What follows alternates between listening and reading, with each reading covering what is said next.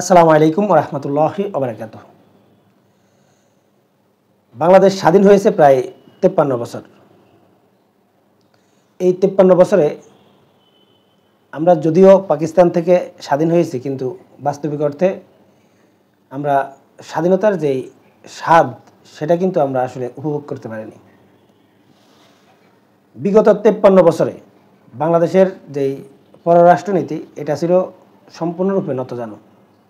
আপনারা যদি বাংলাদেশের সার্বিক পরিস্থিতিগুলো যদি আপনারা একটু পর্যালোচনা করেন, তাহলে দেখতে পারবেন যে ভারত আমাদের এই বাংলাদেশকে কতটা নতজানু করে রেখেছিল প্রত্যেকটা সেক্টরে।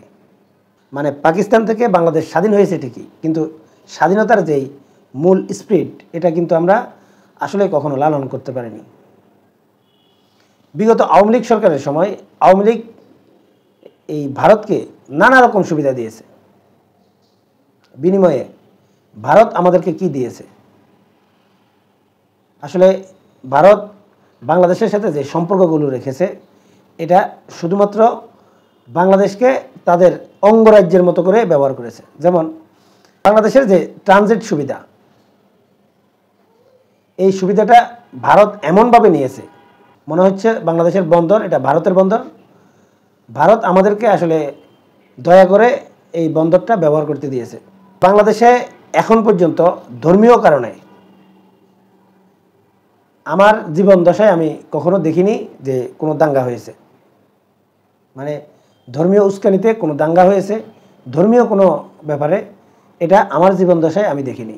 আপনাদের কারো জীবন দশায় যদি দেখে থাকেন বা সেই ইতিহাস যদি আপনাদের জানা থাকে, কমেন্টসে লিখতে পারেন। এমনকি বিগত আওয়ামী লীগ সরকারের সময়ও এই বাংলাদেশকে নিয়ে অভিযোগ করা হয়েছিল খোদ আমেরিকার প্রেসিডেন্ট জো বাইডেনের কাছে, যে বাংলাদেশ থেকে নাকি কোটি কোটি হিন্দু ভারতে চলে গিয়েছে ধর্মীয় কারণে। এরকম অভিযোগও কিন্তু করা হয়েছিল। এমনকি 5 আগস্টের পর আপনারা দেখেছেন যে চিন্ময় কৃষ্ণ দাসকে গ্রেপ্তার করা নিয়ে এবং চিন্ময় কৃষ্ণ দাসরা কীভাবে এই ধর্মীয় দাঙ্গা লাগানোর জন্য যে উস্কানিগুলো দিয়েছে, এমনকি তাকে অ্যারেস্ট করার পর আবারও যে উস্কানিগুলো দেওয়া হয়েছিল, এগুলো সবগুলো কিন্তু অবশ্যই একটা মাস্টার প্ল্যান ছিল। কিন্তু যারা এই পরিকল্পনাগুলো করেছে তারা নিশ্চিত ভেবেছিল যে তাদেরকে গ্রেপ্তার করবে বা চিন্ময় কৃষ্ণ দাসকে গ্রেপ্তার করবে, এই সাহস বাংলাদেশ দেখাবে না। কিন্তু সত্যিকার অর্থে চিন্ময় কৃষ্ণ দাসকে গ্রেপ্তার করিয়ে আসলে বাংলাদেশ দেখিয়ে দিয়েছে যে কোনো প্রকার ধর্মীয় উস্কানি যদি দেওয়া হয় তাহলে কাউকে ছাড় দেওয়া হবে না। এমনকি এই ধর্মীয় উস্কানি কিন্তু হঠাৎ করে বন্ধ হয়ে গেল বাংলাদেশ থেকে শুধুমাত্র চিন্ময় কৃষ্ণ দাসকে গ্রেপ্তার করার পর, এবং তাকে এখন পর্যন্ত মুক্তি না দেওয়ার কারণে। মানে দ্বিতীয়বার আর কেউ আসলে এই উস্কানি দিতে আর সাহস পায়নি। ভারতে এই ধর্মীয় কারণে প্রতিদিন কি পরিমাণ নির্যাতন নিপীড়ন করা হয় ভারতে সংখ্যালঘুদের উপর, বিশেষ করে মুসলমানদের উপর কি পরিমাণ নির্যাতন নিপীড়ন চালানো হয়েছিল অতীতে এবং কি বর্তমানেও। এমনকি মুসলমানদের মসজিদ ভেঙে তারা মন্দির পর্যন্ত বানিয়েছে। মানে কি পরিমাণ ধর্মীয় উস্কানি দিয়েছে ভারত বা ভারতের এই বর্তমান বিজেপি সরকার। আর সেই ভারত বাংলাদেশে কোনো প্রকার ধর্মীয় উস্কানি দেওয়া হয় না বা ধর্মীয় কারণে কোনো সাম্প্রদায়িক দাঙ্গাও হয়নি। তারপরেও নানা রকম মিথ্যা অজুহাত দেখিয়ে এসেছিল ভারত। এমনকি বাংলাদেশ ভারত সীমান্তে আসলে কিভাবে ফেলানির লাশ ঝুলিয়ে রাখা হয়েছে, এমনকি কী পরিমাণ বাংলাদেশিদেরকে আসলে এই ভারতীয় বাহিনী অন্যায়ভাবে গুলি করে হত্যা করেছে, তারপরেও বাংলাদেশ কখনো এর প্রতিবাদ শক্তভাবে জানাতে পারেনি।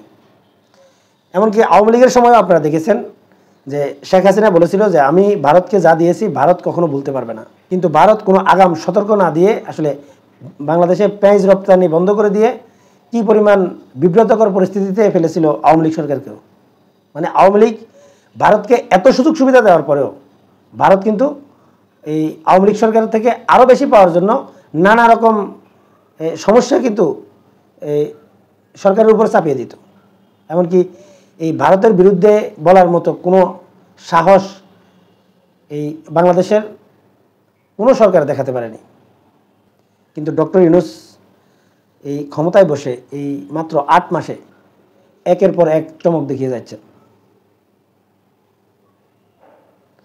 আপনারা দেখেছেন যে ভারত সারা জীবন বাংলাদেশে হিন্দু নির্যাতিত হচ্ছে, সংখ্যালঘুরা নির্যাতিত হচ্ছে, এই জাতীয় বয়ান কিন্তু সবসময় এই সামনে টেনে আনার চেষ্টা করেছে। এমনকি বাংলাদেশের জঙ্গিবাদের উৎপত্তি হচ্ছে, এই জাতীয় নানা রকম ন্যারেটিভ কিন্তু সবসময় তারা বাংলাদেশের উপর চাপিয়ে দেওয়ার চেষ্টা করেছে। কিন্তু দেখেন যে ভারতের বিরুদ্ধে বা ভারতে যে এই সংখ্যালঘু নির্যাতিত হয়, এমনকি শুধুমাত্র গরুর গোশত খাওয়ার অপরাধে অনেক মুসলমানদেরকে যে হত্যা করা হয়েছে, এমনকি এই হিজাব এবং বোরকা পরার কারণে মুসলিম নারীদের উপর কী পরিমাণ নির্যাতন নিপীড়ন করেছে, এত কিছুর পরেও বাংলাদেশ কখনো আসলে এটা বলার সাহস পায়নি যে ভারতের যেই সংখ্যালঘু নির্যাতন হচ্ছে সত্যি সত্যি, সেটা বলারও সাহস হয়নি।